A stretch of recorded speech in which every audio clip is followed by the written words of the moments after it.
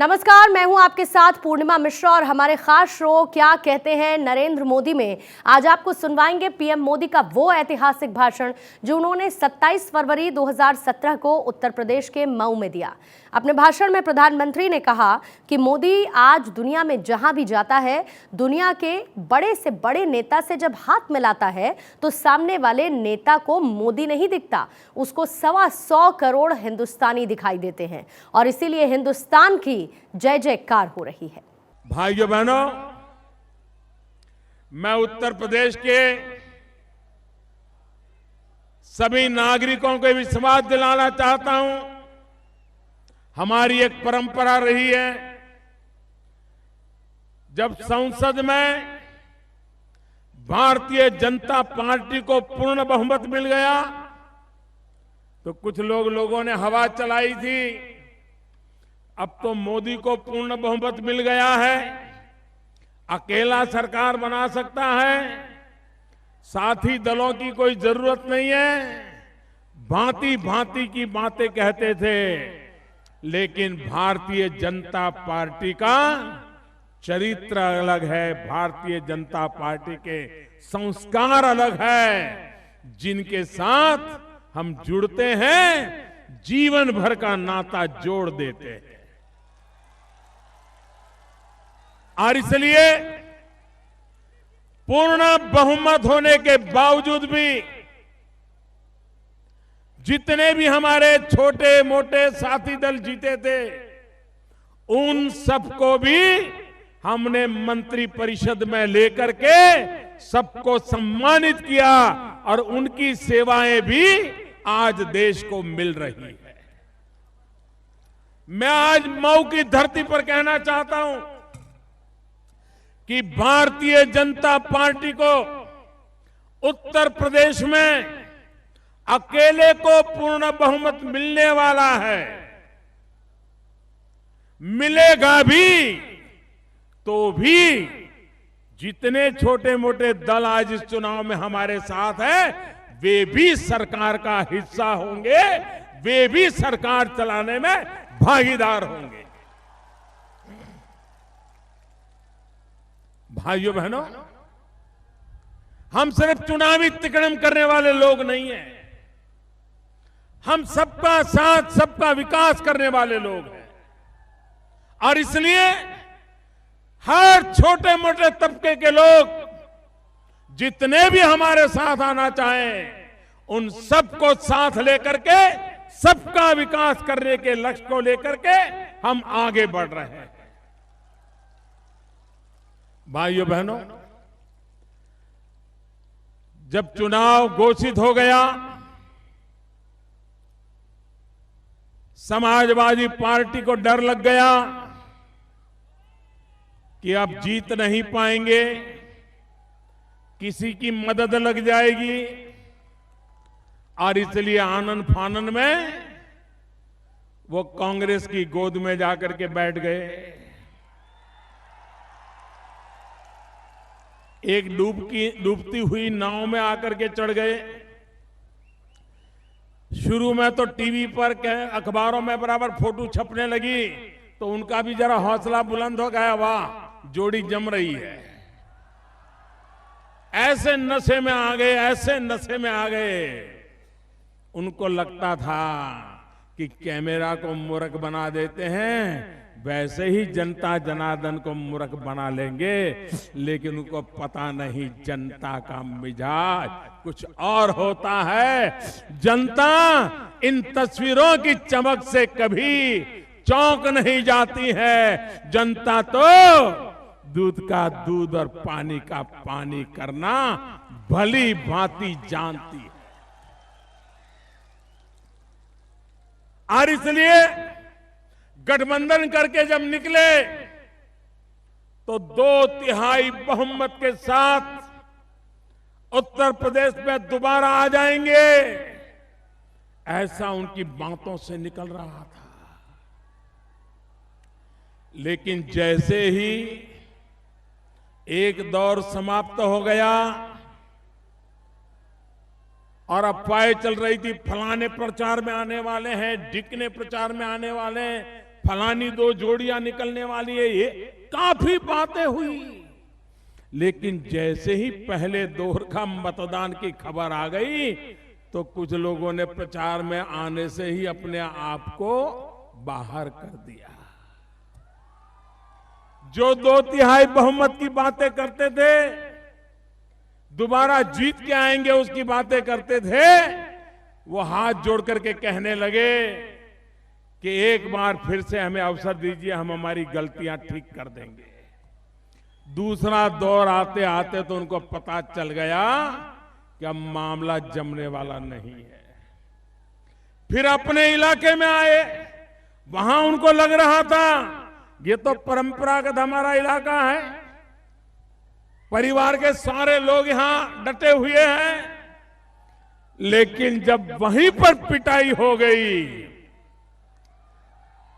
खुलेआम लोगों ने उनके खिलाफ मतदान किया, तो उनको लगा अब जीतने की संभावना नहीं है। भाइयों बहनों, समाजवादी पार्टी, कांग्रेस पार्टी इस चुनाव में जीतने के लिए प्रयास करे, लोकतंत्र में उनका हक है। बहुजन समाज पार्टी इस चुनाव जीतने के लिए जी जान से मेहनत करे, ये उनका हक है। भारतीय जनता पार्टी को पराजित करने के लिए भांति भांति की कोशिश करे, लोकतंत्र में वाजिब है। लेकिन भाइयों बहनों, सपा और बसपा दोनों को तीसरे दौर के बाद जब ये पक्का हो गया, अब उनके जीतने की संभावना नहीं है। तो पिछले कुछ दिनों से इन्होंने एक नया खेल चालू किया है, एक नई तरकीब चालू की है। और उन्होंने चालू क्या किया है? हम हारे तो भले हारे, हमारी सीटें कम हो जाए तो हो जाए, लेकिन किसी को बहुमत नहीं मिलना चाहिए। मैं समाजवादी और बसपा के नेताओं से कहना चाहता हूं, आप भारतीय जनता पार्टी को पराजित करने के लिए जितना करना है करिए, कोई प्रॉब्लम नहीं मुझे। लेकिन उत्तर प्रदेश के भविष्य के साथ खिलवाड़ मत कीजिए। उत्तर प्रदेश पहले भी बहुत कुछ भुगत चुका है, अब ज्यादा उसे परेशानियों में मत डालिए। आप सोचते होंगे